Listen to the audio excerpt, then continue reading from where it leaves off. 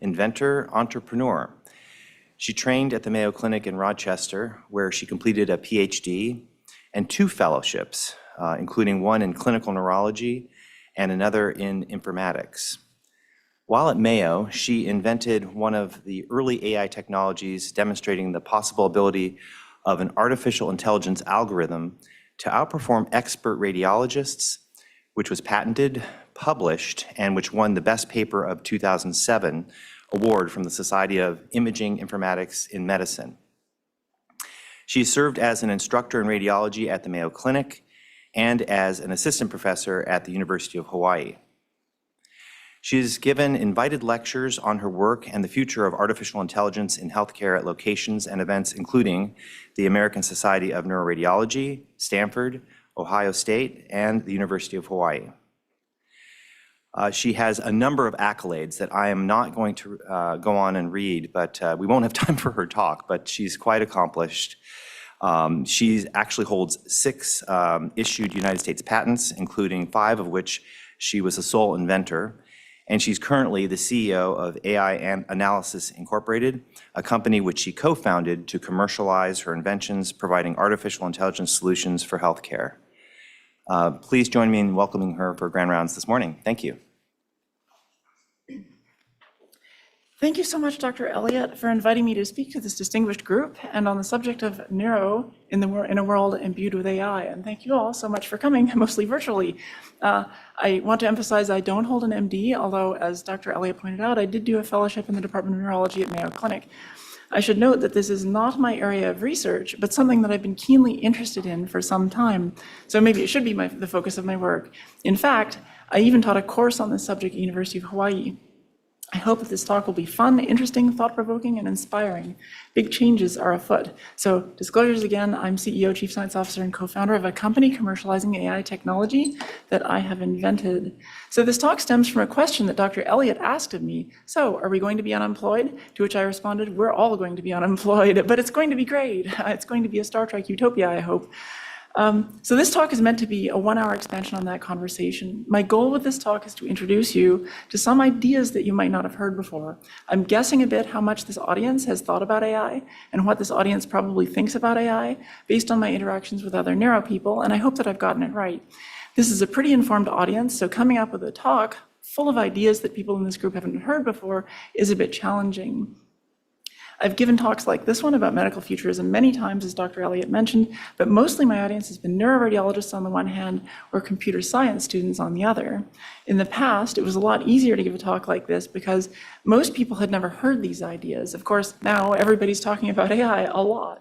So it's more challenging. So where is this going? Many of us believe that this is going to be a pretty wild ride. There are big things happening. They're coming more and more frequently. First, it was AI-generated images. Then it was large language models. Then it was video clips. And now we have AI systems that can make an entire TV show just for you based on a single prompt. And that's just been in the last couple of years. I hope to show you that this was all predictable. And furthermore, we can predict what's going to happen next. We're all in this together. I am not a futurist myself. My area is change blindness, or to be more particular, change detection, and the application of artificial intelligence to solve medical problems more generally. So this talk is not going to be really about my work on change blindness. That's a completely separate talk that I would be delighted to give. This talk is also not going to be primarily about what has happened up to this point or what is happening now. Rather, the goal is to make this talk as forward-looking as possible. The future looks more interesting than anyone's future has ever looked in the history of humanity. I look forward to spending the next hour or so sharing what I've learned.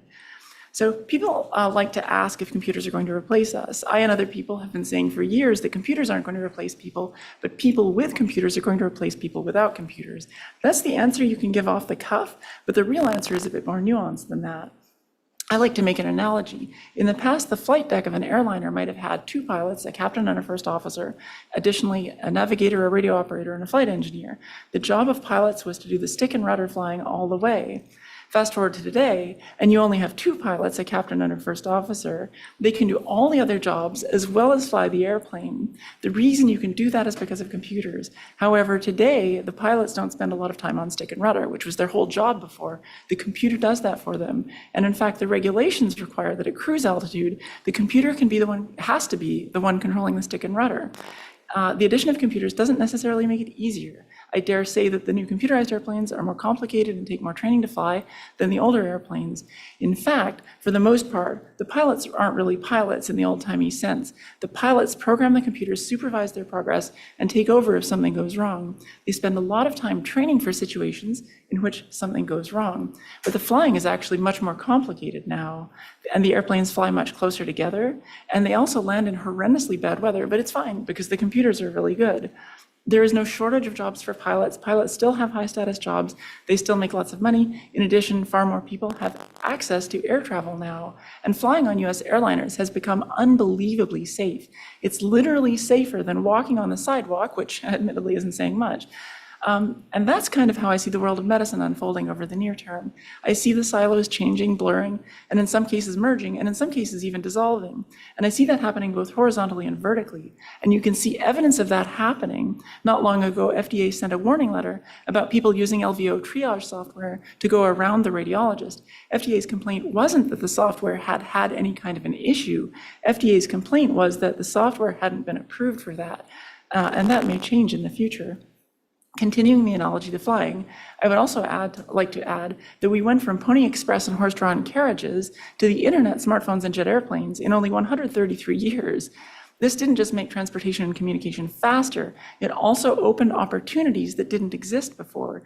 If you go from driving one of these to flying one of these, all of a sudden you can do so much more and have a much bigger impact. Or put another way, technology lifts you up like an airplane. That's my father, incidentally. And this is my single message for this talk, and I hope to spend the rest of this talk trying to convince you of this. My father never felt sad that he was flying increasingly computerized airplanes that were safer, more capable, and better in every way. And a side note, admittedly, sometimes being lifted up by technology feels more like a rocket ride than an airplane ride. And another side note, the team that developed the remote manipulator arm for the space shuttle was led by my father's Sunday morning squash buddy, Dr. Art Hunter. So back to the main point, not very many years ago, we used to have exploratory surgery, and that's almost gone completely away. Why? Because with advanced diagnostics like MR scans, we don't need to do it very frequently anymore. And in my opinion, the take-home message is that technology can change things. It can change how things are done and who does them. And that's not necessarily a bad thing if it leads to better outcomes, and especially if it leads to better access, better safety, better affordability, and less burnout. And that's the key, in my opinion. So a little background, the term artificial intelligence was created in 1956 at the Dartmouth AI workshop, which was organized by John McCarthy, Marvin Minsky, Claude Shannon, and Nathaniel Rochester. What's the definition of artificial intelligence? Well, that's another hard one. But one of the best definitions that I've heard is the one that says anything that 3 seconds ago people thought was an exclusively human capability that required that certain spark so that it could never be automated, but suddenly it's been automated. That's how people thought about chess. And then Deep Blue defeated Garry Kasparov in 1997, and all of a sudden people realized computers could do it. And then people started writing it off as not really artificial intelligence on the grounds that it's purely mechanical. And that's an interesting side note to the definition of artificial intelligence. That pattern has been repeated over and over. The second you show something can be automated, people start perceiving it as not that impressive. But we should observe that people are still playing chess, and actually their level of skill has improved because they have learned from computers, and now they always have a top competitor to practice with, even if it's a virtual one. Now, I should also show the mandatory Venn diagram of computer science. You've probably seen a variant of this many times, except that I'm going to draw it as a tree because I think it gets too complicated otherwise.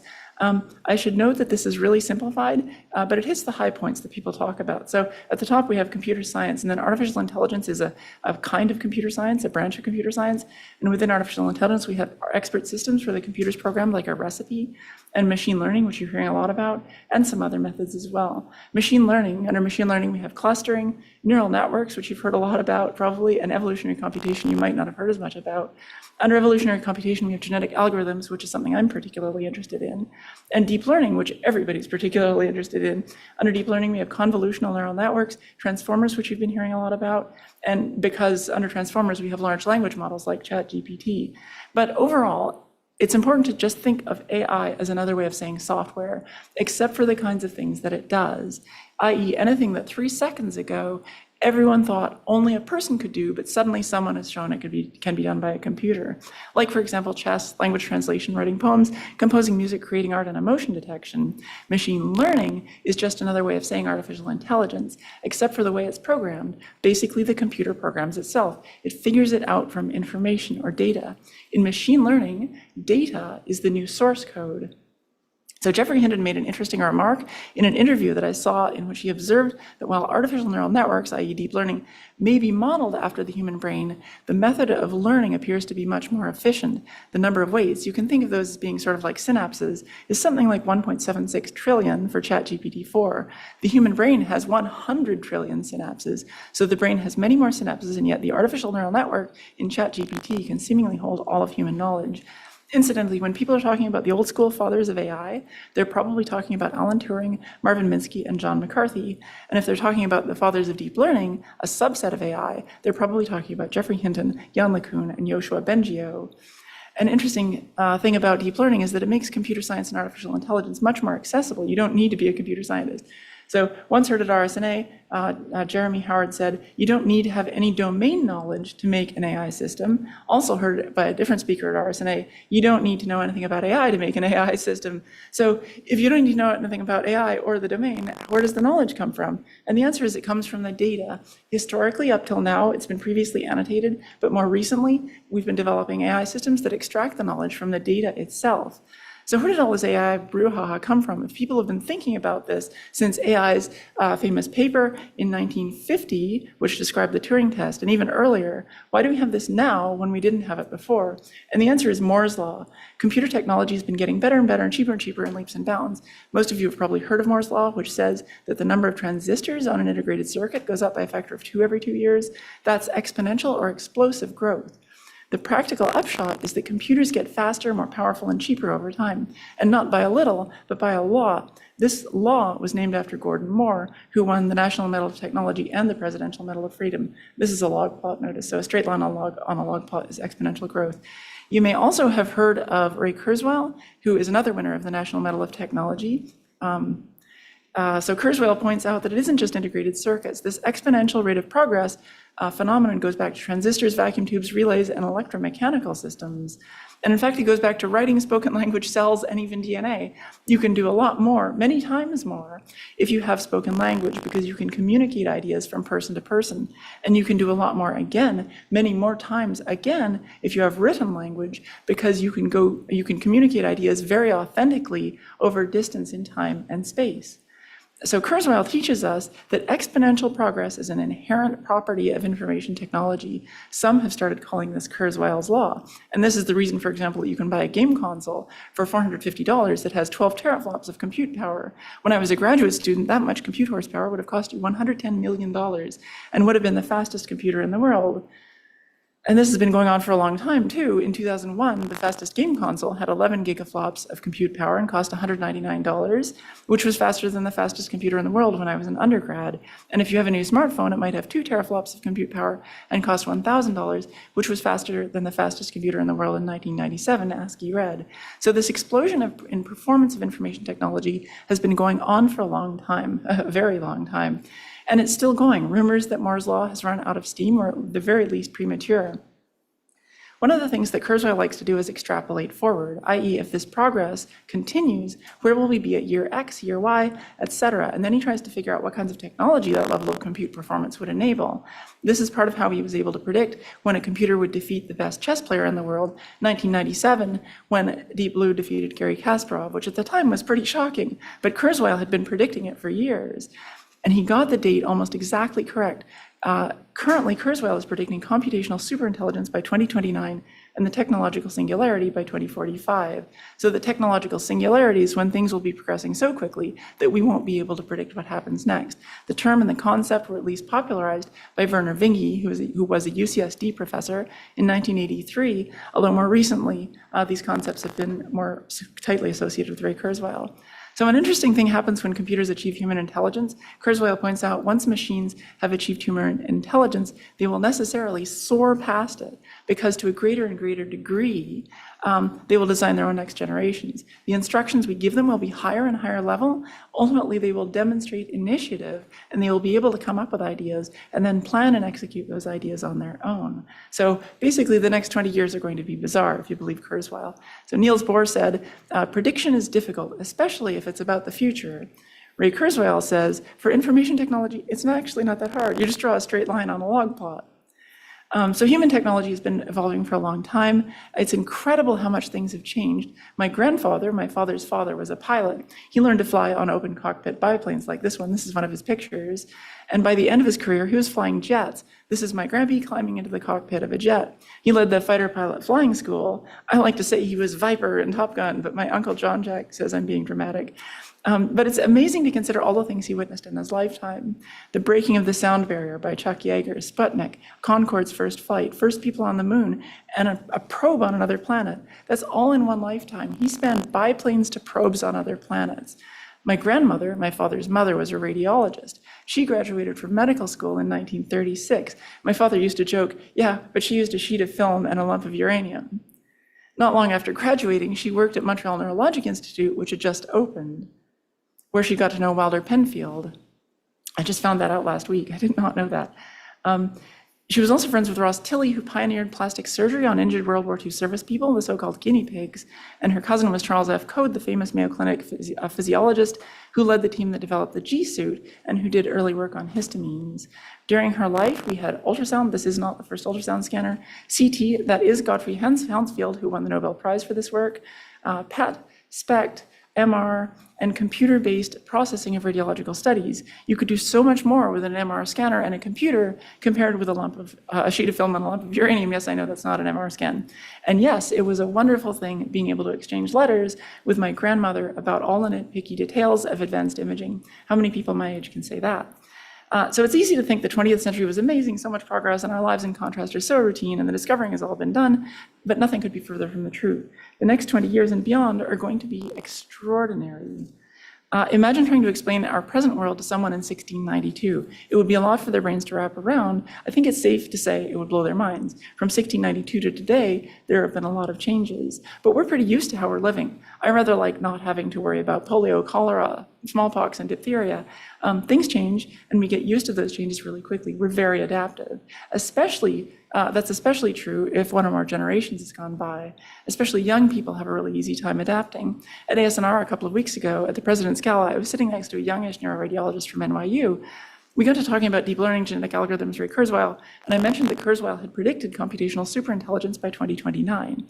In years gone by, when I made statements like that, people would have looked at me. They looked at me like I was from outer space. This time, the youngish neuroradiologist declared, oh, I think it's going to happen a lot sooner than that. But from our perspective now, it's difficult for a lot of people to wrap their brains around just how different things are going to be in 20 years. As Kurzweil points out, the rate of change is increasing. There won't be as much time for people to get used to the changes from 2024 to 2045. The rate of progress in some fields flattens out, for example, because those fields reach physical limits. So looking at aerospace, for example, right now, people are trying to reinvent the supersonic airliner, rocket launches, human moon missions, and those are wonderful. But those things first happened before I was born. And now the height of science, in some respects, is that we're going to do them again. But in contrast, the field of information technology, if you believe Ray Kurzweil and others, has a long way to go before it reaches the saturation point. Another funny thing about exponentials, you always feel as if you're in the flat part and the vertical part is right ahead of you. So it's these are the same exponential, but with different ranges, 30, 60 steps, and 100 steps. Here, if you're at step 15, you think, wow, I'm in the flat part, but up ahead, things are going to go crazy, and you'd be correct. Here, if you're at step 30, you feel like you're in the flat part, and everything's going to go crazy up ahead. Here, if you're at step 60, you feel as if you're at the flat part and everything's going to go crazy up ahead, and you'd be correct. It's simply a matter of scaling. However, this time it is different. This time, changes will be so fast that people will be unable to keep up. The human mind can only go so fast, And the human mind does have a saturation point. Furthermore, up until now, people have always been able to find other opportunities. The son of a pig farmer might have ended up working printing presses. The son of a printer might have ended up as a computer programmer. This time, it seems likely that a significant fraction of the population will be unable to contribute to the economy meaningfully. And this is actually OpenAI's stated goal, to make work redundant. It's a quote-unquote startup, not for profit, that has raised $13 billion, most recently had an $80 billion valuation. So just so there's no ambiguity, OpenAI is absolutely positively trying to build artificial general intelligence. So let's read an excerpt here. OpenAI's mission is to ensure that artificial general intelligence, by which we mean highly autonomous systems that outperform humans at most economically valuable work, benefits all of humanity. We will attempt to directly build safe and beneficial AGI. So that's directly from their website. Those of us who work in this field believe that if we play our cards correctly, this will be a wonderful thing, and I will explain why momentarily. But first, let's briefly talk about the concepts of narrow AI versus strong AI, or artificial general intelligence. Narrow AI is like Deep Blue, which defeated Garry Kasparov at chess. It does one thing better than humans, in this case, better than the very best human at the time, but it only does that one thing. Artificial general intelligence, or AGI in contrast, is something that we have not yet achieved. This would be a computer that can outperform humans at everything humans do, including learning things that are new. So let's talk briefly about the societal pressures that are going to bring AI to healthcare. So this is two histograms showing the distribution of the population in different age groups. And this is the so-called population bubble. You can see that as time progresses, we have more and more older people, a greater and greater number of older people. So most Western countries have this. Ours is not as bad as other countries, but our so-called pig in the python is still a major problem because our entitlement systems are based on the assumption there are lots of young, healthy people working and very few older people, and not the other way around. Medicare spending is projected to go kind of vertical as the boomers retire, you can see here. By the way, CRFB is nonpartisan. Where I got these charts from. The Medicare Hospital Insurance Fund is projected to run out to zero in 2031, and the law requires them to just start cutting at that point, so they're only going to pay out as much as they take in. So this is part of why people are really concerned about having an aging population. Our systems were not designed for a world in which we had lots of young people, our systems were designed for a world in which we had lots of young people working and only a few retired people, not the other way around. And Professor Andrew Scott points out that having a population that's older is not a bad thing as long as those people are staying healthy. As long as people are healthy, they continue to make great contributions to society in a multitude of ways. It doesn't have to be work proper. Healthy older people can take care of their grandchildren so their children can work. They sit on advisory committees. They do science and engineering on their own time. When older people stay healthy, they do lots of things. We also have a healthcare system that is more expensive than those of comparable countries by a so-called country mile. But I actually see that as a positive thing. You can see the United States over 12,000 per capita per year, and Canada less than 6,000 per capita, less than half. But I actually see that as a positive thing because I think it shows that there's an enormous unmet appetite for healthcare services, and the USA is trying to deliver. I say that because if you look more closely at the Canadian healthcare system, there are a few issues. 20%, more than 20% of Canadians don't have a regular family physician. The interquartile range to see a specialist in Canada is about half a year, or reaches almost half a year. Median wait times for an MR scan in Canada are 2 months, and wait times for non-urgent MRI in other parts of the country, like Newfoundland and Labrador, can be over a year. I think we can get an MR scan for somebody in less than a year. Usually. And it's not just Canada. In England, for example, they have very long wait times. I have heard stories about Americans living in England who literally fly home to Seattle several times per year to receive their medicine because it is literally easier to take an airliner to Seattle than to get the treatment they need in England. 6 million is over 10% of England. And in Wales, it's even worse. That's 20% of the country waiting to see a specialist. Admittedly, in the US, we do have some long wait times, like for the most elite specialists. However, in many pure socialized medical systems, it seems pretty obvious that the wait times are built into the system on the grounds that most people will get better on their own and cancel the appointment, and that saves a lot of money. But also, it's a lot of bureaucracy. I've read that if you have to raise taxes to get a new CT scanner, the voters will say no every time. Wait times exist across the world, but it's definitely worse in some countries compared with others. The USA is actually not doing too badly compared with others. But anyway, the United States and other countries even more so, the healthcare system is under strain, and it's causing stress for doctors, patients, politicians, and everybody. Focusing again on the United States, and this time on radiology specifically, we see a steadily increasing workload. Image acquisitions have started having a greater and greater number of slices to look at, 6 times over 12 years, more slices.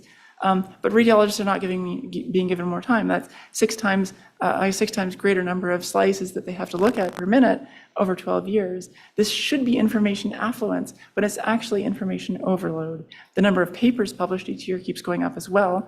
It's hard to get by now without search alerts, Google, EndNote, and now ChatGPT. Here's a survey that said 68% of radiologists told us they're happy being radiologists. What happened to the other third? And even radiology residents. This paper says a high degree of burnout increasing over the postgraduate years was present in more than 1/3 of responding radiology residents. So yikes, how do we fix these problems as a whole? Aging population, not enough funding, increasing workload. My contention is the solution is a combination of geroscience, that is the science of aging, and automation. So let's talk about automation. It's interesting to consider what AI researchers as a group think, and this is a riveting paper. They interviewed 2,778 AI researchers who had published in top-tier AI venues. The short version of it is almost all of them think that AI is going to be doing all, or at least a lot of the work. It's just a matter of when, and also it's a matter of which job. So this is a zoom in on one of their figures, and so this shows when AI researchers think that these milestones are going to be reached. And one of the most interesting is they think basic programmers are going to be out of work very soon. Many of them think retail salespeople are in relatively good shape, at least for a while, although online shopping, self-checkout, RFID have already made short work of some of those jobs. They seem to think that writing a machine learning paper will happen pretty soon. I guess it all depends on what caliber of paper. They think human-level machine intelligence at all human tasks will certainly happen in our lifetimes. And they think surgery will be automated, maybe soon, but certainly by the end of the century. They aren't all completely in agreement that all human jobs will be replaced anytime soon. I suppose all is a pretty big word, but some people think will happen towards the middle of the century. Hilariously, they think that AI researchers are going to be in good shape, probably the best of anyone. I don't necessarily disagree, but it's funny because if you ask a group of AI researchers, of course they're going to say that they can't be replaced. Some of these things that many AI researchers said were off in the future have almost happened already. I would have said that computers can do a pretty good job of reading text aloud, transcribing speech, and translating text. And there are already AI systems that will compose and perform a song given a prompt, and that's only a year after this survey. And I think it's important to consider something that Kurzweil likes to remark upon, and that is that human intuition tends to be linear, but progress in information technology tends to be exponential. So there can be a big mismatch between mathematical projections and human gut instinct. We don't exactly know what researchers base their judgment on in this survey. Probably some of them base their judgment on intuition. So it's interesting when asked in 2022 and 2023, people almost across the board brought their estimates nearer, and in some cases much nearer, which seems to be consistent with linear instinct versus exponential reality. And this is an interesting juxtaposition too. They think that computers will be able to do all human tasks soon, but a full automation of labor may not happen for hundreds of years. But thinking about it, I kind of agree with that. All is a pretty strong word. Even in the Star Trek universe, they had replicators. There's no money, at least on Earth, and nobody has to work. But they still have universities, jobs, bosses, and promotions. If people want to, there are still really interesting things for people to do. But I think the most important take-homes are human-level AI is going to happen in our lifetimes. A lot of jobs are going to be replaced, or at least radically transformed by computers, and that's already been happening. If you haven't looked at the state of the art in machine learning, I highly recommend that you do. There are AI systems now that can do an amazingly good job at a variety of things. These tools already are making people in many professions wildly more productive. For example, I can spend 4 hours combing the literature, or I can spend 1 minute having a back and forth conversation with ChatGPT and then verify the answer with a search engine. Dr. Kai-Fu Lee, an American born in Taiwan and raised and educated in the United States, takes the position that we are in a competition with other countries. Realistically, he says there are only 2 competitors, China and the United States. In his view, the Chinese system may have a distinct advantage over us by being a communist dictatorship. I am not promoting communist dictatorships. In the current generation of AI, data is the new source code. China collects a ton of data and can give it carte blanche to AI developers. They also have people who don't make much money who can do grind away doing annotations as needed. Most importantly, he emphasizes whoever controls AI is going to lead the world. However, I would note that the competition is so fierce in AI right now that everyone is instantly publishing everything they do on Archive, GitHub, and Hugging Face just to drive a stake in the ground. So now I'd like to do a 1,000-mile-an-hour tour through the history of medicine. As we discussed, it's easy to become accommodated to how things are, but I think that it's worth reflecting on how far we've come and how much things have sped up. So 2800 BC, we had trepanation all the way through to the 1800s. 1500 BC to early 1900s, we had bloodletting, including with leeches. 460 to 370, Hippocrates, BCE. Hippocrates blamed the plague on miasma. 1440 CE, so fast forwarding a bit, Johann Gutenberg invents moving type printing press. 1543, Vesalius publishes On the Fabric of the Human Body, which was a description of human anatomy based on dissections with human cadavers. 1676, Van Leeuwenhoek discovered bacteria.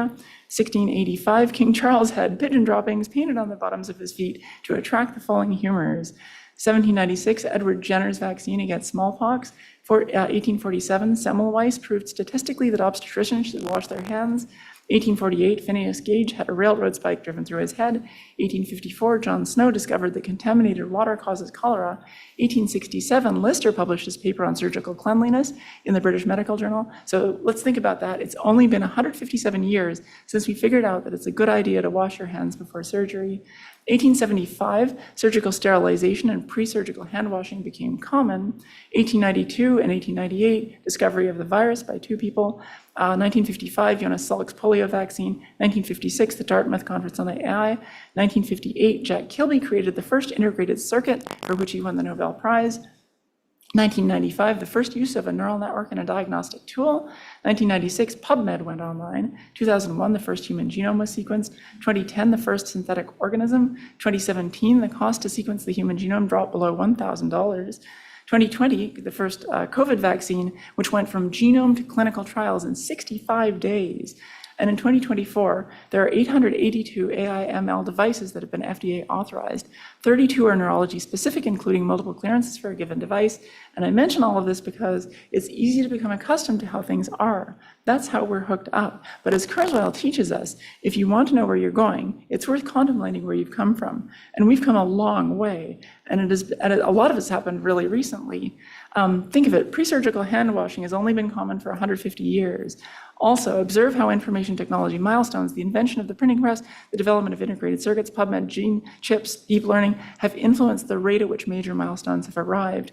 If you had been born in 1000 CE, you would have had to wait a long time to hear an interesting new development in healthcare technology. But today, you hear interesting new developments every day.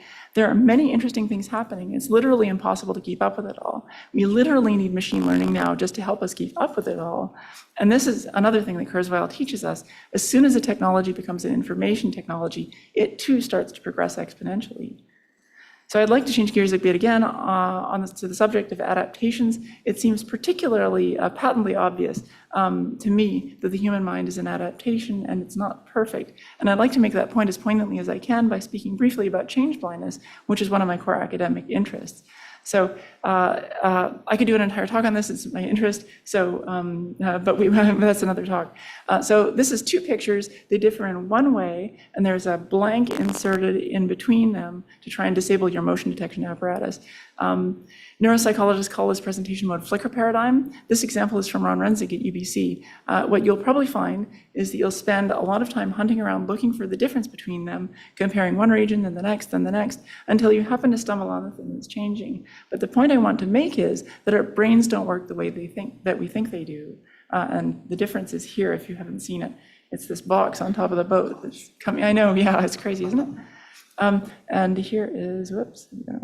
Yes, there we go. Okay, so we think that we have a very rich visual experience and that we remember everything, but actually our visual systems work in terms of abstractions. And what we remember from one moment to the next is generally in terms of abstractions. Our visual system works that way for a reason, but it can get us into trouble. There are significant gaps that we're not even aware of. We're not actually wired like computers or electronics, but we can build computers and electronics that are wired that way. And we can use those things as tools to amplify our capabilities. The difference is the horizon is going up and down. This one took me forever It was painful. There are all kinds of differences like this, where our minds are wired for a particular purpose, and when we try to use our minds outside of that purpose, we are misled. The two gray boxes here are actually exactly the same shade of gray, but because one is in shadow, we perceive them to be different. This one blows my mind. I had to verify it in Adobe Lightroom. We're wired that way for a reason, but all of these assumptions that our sensory systems make can get us into trouble, especially in a high-tech world that evolution has no experience with. Humans are not the pinnacle of evolution. We like to think that we are, that nothing could be better. And we have a pretty good head on our shoulders, and we're arguably the best amongst the current crop. But in fact, we are not the ultimate in every category, even amongst the creatures on Earth right now. We don't have big floppy ears to help us dissipate heat. Elephants do. And elephants are incredibly resistant against developing cancer, much more than we are. And some people think it's partly because they have multiple copies of P53. Naked mole rats appear to be completely immune to cancer. Some of the bristlecone pine trees are 4,000 years old. So think of that, a sapling during the time of ancient Egypt, and it's still alive. The volcano sponge has a lifespan of up to 15,000 years, and the immortal jellyfish appears to have no maximum lifespan. So we're like a jelly rabbit, molded to the jelly mold of our environment, just like every creature on Earth. We have a particular set of adaptations that work for us. Or to be more particular, as Richard Dawkins points out, we have a particular set of adaptations that work for our genes. We don't have genes, genes have us. What it is to be human is not static, and it never has been. We at our core represent evolutionary capabilities in our biology, in our knowledge and thinking, and in the tools we make and use. Returning to the issue of computers in healthcare, many authors have acknowledged that computers are absolutely fantastic at pattern recognition, but only people can express kindness, warmth, and caring. Many authors have emphasized that the future, therefore, of medicine is empathy, kindness, and caring. But I respectfully disagree, and I'd like to show you why. In the late 1990s, Cynthia Breeziel at MIT made a robot called Kismet. The robot was designed to express a variety of emotions through its facial expressions and vocal mannerisms. She also made the robot to engage with people through cameras and microphones, to respond to them and to express affect in response to them.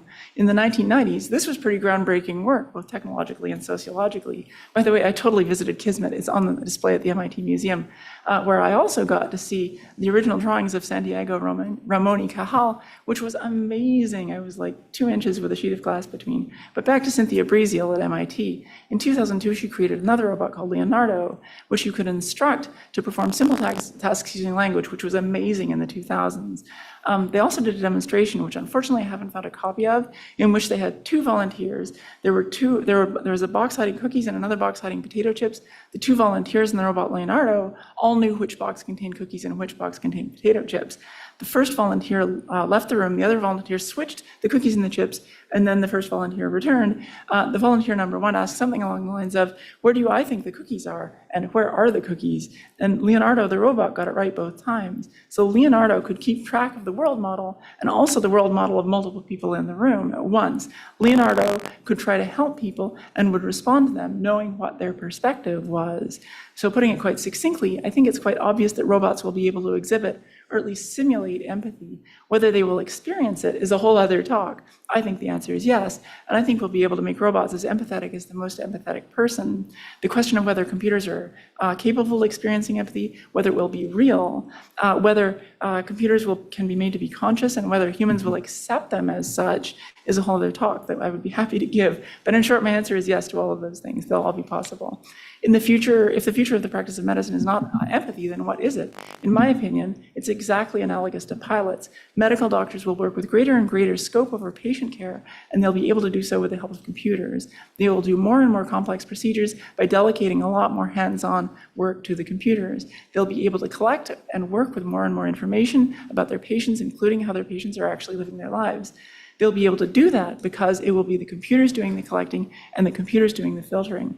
Many people have been speculating for decades that radiology is going to be automated soon. This hasn't happened yet, but as I've remarked, I think the correct interpretation is that the silos are going to morph and change. Even in Star Trek, they had human doctors. The doctors just had a lot of high-tech gear and did a lot of different things compared to us. So I'd like to show you an example of work done by Dr. David T. Jones at Mayo Clinic. This is just a taste of the things that can be done, an example of technology lifting people up and giving them the ability to do things they could not do without technology. This is some of the most interesting work that I've seen in computers applied to neurology. In this work, the computer computers are not trying to duplicate human effort. The computers are trying to give neurologists tools to do things they could not have ever done in practice before. In my opinion, this work is brilliant. If you're trying to figure out what's going on with the patient, in your mind you might think, have I seen patients who look like this before? Or if you haven't, you might call a colleague and say, have you seen a patient who looked like this before? The computer can do exactly the same kind of thing, and it can automatically retrieve patients who look like your current patient. The computer can say, I have seen 12 cases that look like that before, and they were all positively diagnosed with Lewy body dementia. This is another patient. So in this user interface, you can click on this graph. So one of the dots represents your patient, and the other dots represent patients that look kind of similar, and you can click on them, and the information for the other patient comes up side by side with your patient. This could be particularly helpful for more junior practitioners who haven't seen as many rare cases, or for extreme generalists who work in community hospitals. So that's an example of something you would likely never do in practice, rummage around looking for patients that look sort of like your patient, but the computer can do that almost instantly. I would note that David Jones is not a neuroradiologist, he's a behavioral neurologist, so that's another example of silos morphing. And as Dr. Jones points out, there's a kind of circularity here. You can use the historical database of patients to inform you about a particular patient, but then you can use the experience of that particular patient back to feed it back into your database. And all of that can happen with a high degree of automation. And with the cloud, this sort of thing could be nationwide or even worldwide. And it's not just FDG PET. Any kind of data will work. At Mayo Clinic, they're doing this with speech using a tool that is web-based and self-administered, so they do this at home. And they're also doing it with gait. They digitize how a person walks with a camera. They call it gait age, and that contributes to a calculated likelihood that the patient has dementia. They also have a web-based self-administered cognitive test. They add EMG and EEG, and their state viewer system can put it all together and show you patients that Mayo Clinic doctors have seen with similar patterns of presentation, what those other patients were diagnosed with, and how things turned out. So multimodal information can be very helpful in many situations. I watched the great series on YouTube, EEG Talk, because I wanted to develop a basic understanding of EEG interpretation. It's done by a couple of epileptologists named Fabio Nakamoto from Washington University in St. Louis and Michael Westover from Harvard. In one episode, their guest, Joshua Klein, emphasized that you, the neurologist, the epileptographer, should get good at interpreting MR studies because you have seen the patient, you know their clinical history, you have seen their EEG, and you know where to look. Neurologists have very specifically say that there are many situations where the pattern of diagnosis has to be recognized across what we currently think of as many subspecialties, and we all know that. Just as the process of pattern recognition inside the brain involves feed-forward projections as well as feed-backward projections, the process of making a diagnosis can involve feed-forward as well as feedback, as well as Gestalt. And we should remind ourselves that the disciplines of medicine are human-defined. So this is just a paper showing you see this box, the square, even though it's not there. And you see this edge, even though it's not there because of feedback, some people think because of feedback projections in the brain. And of course, EEG Talk itself is another example of how computers can help. When I was an undergrad, say, if I'd wanted to learn about epileptography, I would have either had to go to medical school or else get a book. But today I can watch YouTube videos and I can even interactively ask questions of a large language model. And I can even upload an EEG to ChatGPT. So this is a blurry, low resolution screen capture of a partial EEG from YouTube. And I'm uploading it to ChatGPT, which has no specific training for this. And it says, so I said, what's this? And it said it's an EEG, yada, yada. Et cetera, et cetera. Then I said, can you be more specific about the pattern? And it said the EEG recording shows a pattern that appears to indicate abnormal activity, potentially consistent with seizure activity or epilepsy. Several channels, FP1, FP2, F3, F4, et cetera, exhibit sharp waveforms followed by slow waves. This spike and wave pattern is commonly associated with seizure activity. And this is extraordinary. This tool was not designed for this, and it's just a blurry EEG, but it knew all of this from looking at this blurry screen capture from YouTube. So then on a lark, I uploaded this to ChatGPT, and all I said was, what's this? And it knew it was H&E, it knew it was brain, it knew it was GBM, and it knew that part of the rationale is that there's a marked hypercellularity. So, whoa. And then I uploaded this slice as well, and all I said is, what's this? And it said, and this is a sagittal MRI scan of the brain, blah, blah, blah. lesions, there appear to be two abnormal areas of high signal intensity bright areas in the brain. One is located towards the top of the brain, and another is located more posteriorly towards the back. These bright areas are suggestive of lesions, which could represent tumors, abscesses, or other pathological processes. So I hope you'll agree that's pretty interesting. ChatGPT is not about medicine or neurology or pathology or tumors. It's just a completely general purpose multimodal model. It was not trained for medicine. It was basically trained on whatever it found on the internet. And I'm not the only one who can use ChatGPT either. Anyone can do it. There are parts of the world where people are living in grass huts or in tents made of reindeer fur, but they also have internet-connected smartphones. According to 23andMe, I'm part Sami, just a side note. ChatGPT can even teach you interactively and quiz you about it later. ChatGPT is an example of a large language model created by computer scientists. Large language models are fairly orderly. Other people are trying to very authentically simulate biological brains. So this is a rendering of the connections in a simulated mouse brain done by the Blue Brain Project in Europe that gives them the ability to knock this out, knock that out, see what happens to the network. And you can do that in a matter of a short amount of time, however fast the computers run. You don't have to do a whole PhD. And speaking of simulations, we also have the concept of a digital twin. Basically, if you collect enough data about someone, you ought to, in theory, be able to run instances of them, each within a different therapeutic regimen, to see which one turns out the best. And if you have enough data on a sufficient number of people, you ought to be able to have a digital twin of the entire population. And of course, people are working on digital twins of people's brains specifically. So you take all the data on a patient, MR studies, diffusion tensor, EEG, genetics, and so on, and you can run a simulation, not on a hypothetical generic brain, but on that person's specific brain. You can run a simulation, for example, to try and predict how their brain might work, for example, following a particular resection. There are robotic labs that allow you to define an experiment and click go. The robot runs the experiment and you receive a notification when it's complete. There are also closed loop robotic experimentation setups where the results are analyzed by an AI that then comes up with and automatically initiates the next step. And this is being done at places like Aberystwyth University. But there are a dizzying number of ways that you could utilize machine vision, robots, artificial intelligence, et cetera, in all aspects of healthcare. For example, in waiting rooms, you could use cameras to remotely estimate every person's heart rate, temperature, blood oxygen saturation, and look for signs of distress. You could also keep track of signs of contagious illness. Especially when these places become very overcrowded, it becomes impossible for staff to maintain a watchful eye over everybody. You could do similar kinds of things in hospital wards, nursing homes, or even at the patient's home under certain circumstances. You can use machine vision to track who has sanitized their hands and then nag them about it.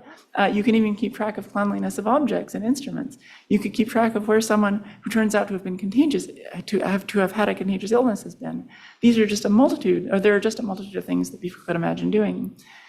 So people have used chatbots to mitigate loneliness. There has even been evidence that having a chatbot to talk to can mitigate suicidality. So people criticize sometimes AI. They say, today's AI seems like a mental knee-jerk. It has no common sense. Self-driving cars have no common sense. LLMs have no common sense. Our world is 3D. It's not language. To make it really AI, you'd have to have 3D comprehension. And there are really smart people taking AI beyond the quote-unquote mental knee-jerk. For example, Jan LeCun, one of the fathers of deep learning. Kurzweil points out that it's not just about artificial intelligence. There are technologies that evolve synergistically, including nanotechnology and genetic engineering. Eric Drexler has written a lot about nanotechnology. In fact, he coined the term nanotechnology. When Eric Drexler talks about nanotechnology, he's emphatic that he's talking about atomically precise manufacturing, where manufacturing looks like a cascade of 3D printers, starting with the very small, atomically precise, and working to the very large, like the size of a car on the other end. Interesting side note, Marvin Minsky, the MIT professor who was part of the group that came up with the term artificial intelligence, mentored Eric Drexler, who came up with the word nanotechnology, and he also mentored Ray Kurzweil, after whom Kurzweil's law is named. So we know that atomic precision works because it's happening all over the place in our bodies. This is a proton pumping vesicular ATPase. We've been able to do rudimentary atomically, sorry about that. Anyway, I'll just skip ahead. We've been able to do rudimentary atomically precise manufacturing and atomic scale scanning for some time. This video is from 2013. We used a scanning tunneling electron microscope. Each dot in this picture is a carbon monoxide molecule. Okay, on to the next slide. There we go.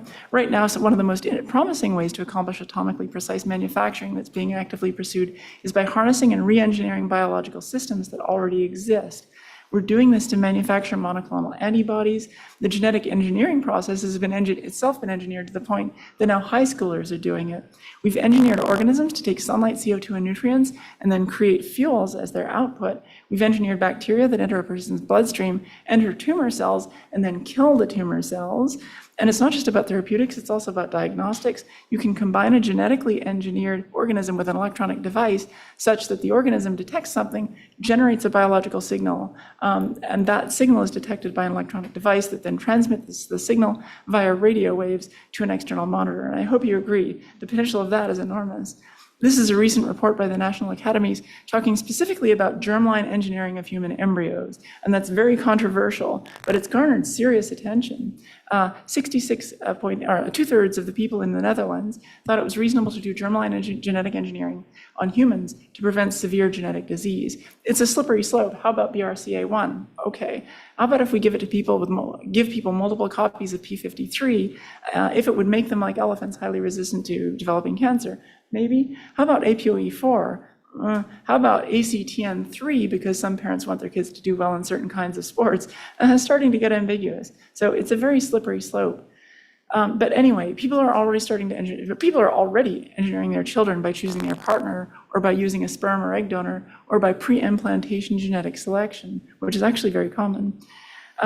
We've got single cell printing. People are working on 3D printing complex structures like entire organs. We've got people doing single cell surgery. We have bioelectronic interfaces. We've got surgical robots, and people are even moving towards full autonomy. My mind wants to put it all together and imagine a future in which we'll be able to, through massive parallelism and computer control, do surgeries that are simply physically impossible today and help people in a way that is physically impossible today. So the question, why should MDs get involved with AI efforts? And this slide is from the Mayo Clinic, but I think it applies universally. This is why, in my opinion. Dr. Farrugia here says, transforming healthcare from within rather than waiting for others to transform it for us. And full disclosure, I'm a Mayo Clinic alumna. I think I mentioned that earlier. But there are big pressures on the system, and we want to make things turn out correctly for the benefit of patients, because at the end of the day, we and everyone we love are patients.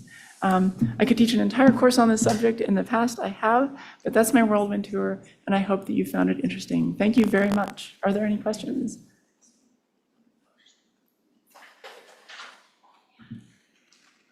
I don't know what happens next. Do people speak remotely, or? I think we have some questions in the chat. Okay. Let's see here. One question is, and first of all, thank you so much for the wonderful presentation. That You're was very welcome. amazing. Yeah, you covered so much ground. Yeah. So it's prompted several questions here. Okay. When can we expect computers that debug themselves, have no bugs? Windows 11 is full of flaws. Why? That's an interesting question. I would say because all software has bugs. There's a book called The Zen of Programming, which I used to use in teaching, and it says one of the fundamental principles is that all computers have bugs. However, I would add to that Ray Kurzweil predicts that in 2029, computers will exceed human intelligence and then necessarily soar past it. And I certainly hope that at that point we'll be able to leverage computers to debug themselves. You can already do that to some point. If you have a segment of code and there's a bug in it and you don't know what that bug is, you can literally upload that to ChatGPT and say, find the bug for me. So using those kinds of tools, I think we'll be able to get beyond regular bugs. But I agree, it's astonishing. I don't want people hooking my brain up to a computer as long as, applications are still crashing all over. Another question was, why publish a lot and often as Google has as its mission statement for IT developers? I'm not sure I understand that question. Okay, well, let's see here. That's a long one. Let's see. Just curious, can we see the EEG page where ChatGPT read spike and wave discharges again? Absolutely. That's from an epileptologist who I think is questioning whether there was actually spike and wave activity there. I'm pretty sure. Well, so there was, I know, so from from the actual EEG talk episode, there definitely was spike and wave activity here, but I will certainly defer to the epileptologists on that because my sole experience with epileptology is watching a number of EEG talk videos. Yeah. Yeah. And I don't know if Mike has the ability, let's see here. Okay, another question. How would you envision AI playing a role in psychiatric care? What about patients with functional, non-physiologic symptoms? So that's a brilliant question, and it's something that I've given a fair amount of thought to. I see psychiatry and psychology as an absolutely marvelous opportunity for AI because many psychiatric patients need more than just 1 hour a month or 1 hour a week. They need like a life coach, somebody with them all the time. And I envision an artificial personality being able to provide that time with them. So and I don't know if I should tell you this, but the daughter of our chief medical officer is a psychiatry resident at Brigham and Women's. And she says that a lot of the work that's going on right now is virtual. A lot of her appointments are virtual. And that's an interesting thing because it gives, if you were to record that information, it would give you prime training data for a machine learning system to understand how these encounters occur. And more we're going to see robots and virtual agents in our day-to-day lives. And when you put those things together, it's very easy to imagine that you could have virtual agents with somebody 24/7, providing them with lots and lots of continuous life coaching. So much. Let's see. Oh, a question in the audience. Can I ask a follow-up question? Sure, absolutely. Oh, yeah, absolutely. you're physically Yeah. here. Yeah. I'd asked the question about the I'd asked the question about the psychiatric and non-physiologic disease, and I'm super curious to hear your thoughts on the second part of that, because when we think about, at least I, as someone who's not trained in like machine learning or engineering or technology, really beyond medical school, which is, that's not what that's focused on. But I think of, learning models as being as good as the data that's being put in, right? And one of the challenges that we have, especially in real subspecialty care, with either uncommon presentations of disease or patients who are presenting with symptoms that they're genuinely experiencing but don't necessarily reflect physical underlying, like an underlying physical disorder.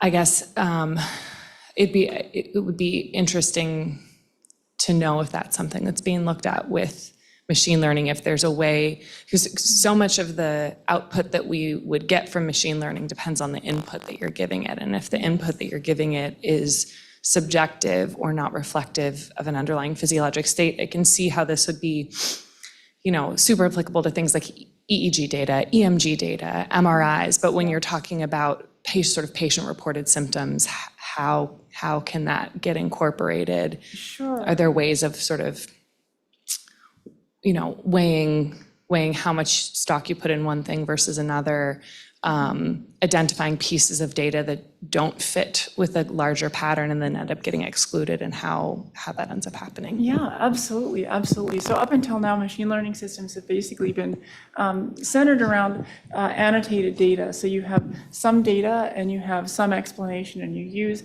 a computer algorithm, a machine learning algorithm, to learn how to do that mapping automatically. So you see a patient, for example, and they have this presentation, and they say these kinds of things, and you do these tests, and you get these kinds of results, and then you come up with a diagnosis of a functional disorder. You can take all of that information across a large number of patients and feed it into a machine learning system. And then that machine learning system can learn to do exactly that thing as well. But it's also true that machine learning systems can take it to the next level and maybe even find out things that we don't know yet as well. Because it can also look at how things turned out over time. That would be a good way to, in my opinion, to create a gold standard.